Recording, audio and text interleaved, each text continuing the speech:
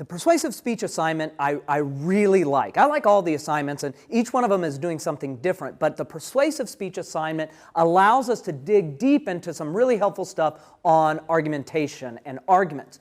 And let me say at the outset that argumentation is different from argumentativeness. This speech is about you being an advocate for your topic. And if you're going to be a successful advocate, you need to be someone who can make a strong case with good evidence in an open and honest way, and in a way that invites agreement rather than disagreement. Now, when we think in terms of argumentation, maybe some people think in terms of argumentativeness, basically being a jerk.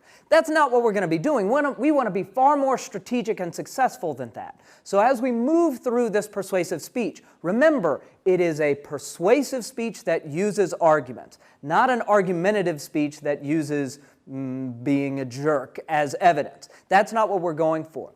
So when we're engaging in the speech and we're being ethically persuasive, what you're going to want to do is be able to raise awareness of your organization, or that you can take this model and apply it to tons of stuff that you do outside this class.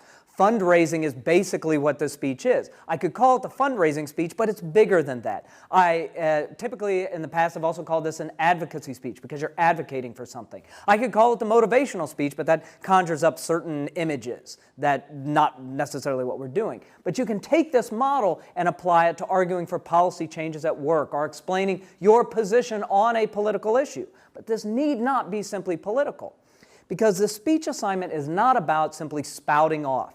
It is an opportunity to make clear, honest, motivating arguments in ways that encourage agreement rather than disagreement. So, in this speech, in this persuasive speech assignment, you will need to raise awareness about your topic, identify a pressing problem, discuss appropriate solutions, and outline specific steps that your audience can take to sort of advance those solutions. Problem, cause, solution, call to action. Those are going to be many of the common elements we're going to see in most of our speeches here.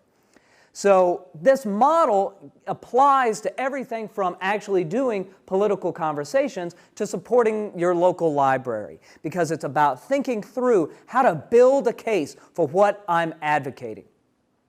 So I want to talk a little bit about some goals, the stated goals for this assignment, and then I want to talk in a bit more depth about some potential topics that you might choose to pursue.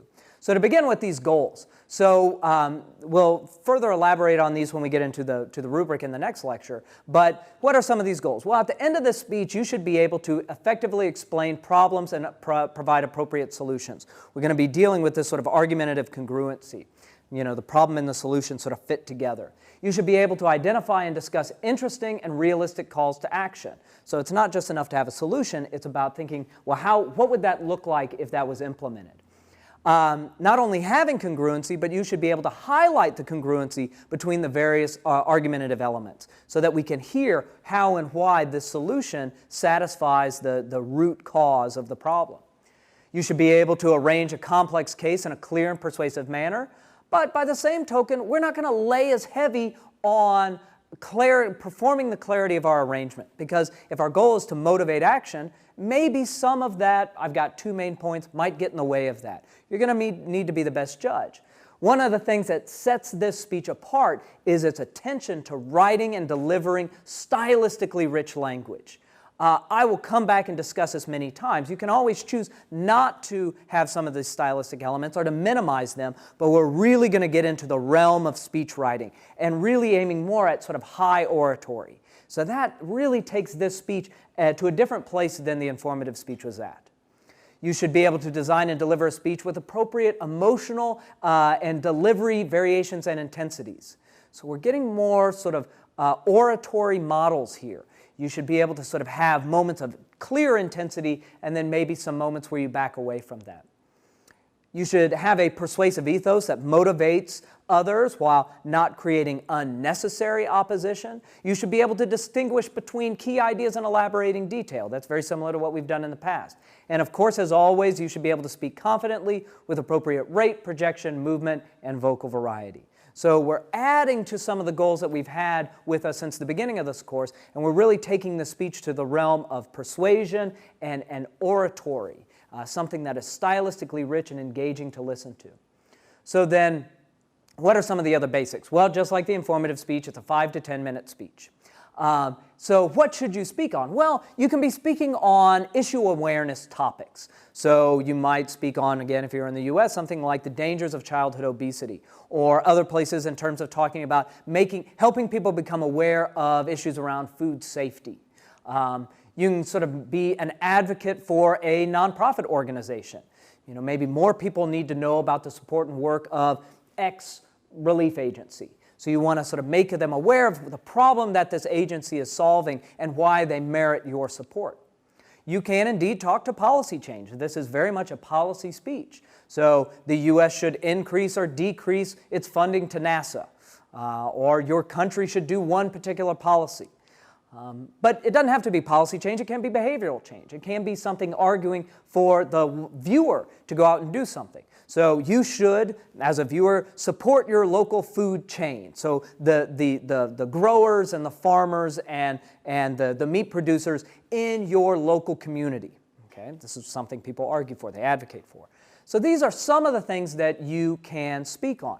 Ultimately, though, you should find a topic that interests you, that works in this problem-solution model, because that's what we're going to be working on, and allows you to be persuasive. So in that sense, I would say please avoid sort of purely moral topics. The standard one to not do, please, is abortion. You're not going to convince anyone in 10 minutes in a video to change their perspective wildly on abortion. That's not going to happen. Also, probably minimize, reduce, eliminate religious conversion. No one's changing sides as a result of a 10-minute speech video that they happen across in this class. And so we've established some community norms around civil behavior, and I've been very thankful of that. And I would ask you to sort of maintain those. This speech assignment works on certain persuasive goals. And given the global nature of this, I want you to sort of be able to tap into those skills of persuasiveness, but also be genuine in your attempt to persuade. So you're selecting topics that can work for this audience. And I want to end this lecture by sort of reaffirming the goals with a quotation. So there was a rhetorician by the name of Wayne Booth, and he had a book called The Rhetoric of Rhetoric. I think they could have maybe gotten rhetoric into the title once or twice more, but they elected not to, probably a wise decision. Anyway, he had this quotation, and when I teach speech classes, as a teacher we distinguish between content goals, which you need to know, skill goals, which you should do, and attitudinal goals.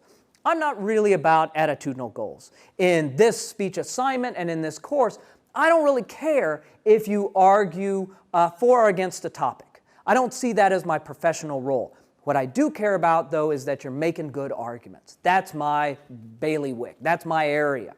So this quotation by Wayne Booth states, "The training of everyone to pursue critically the defensible kinds of rhetoric is one of our best hopes for saving the world, or at least this or that corner of it."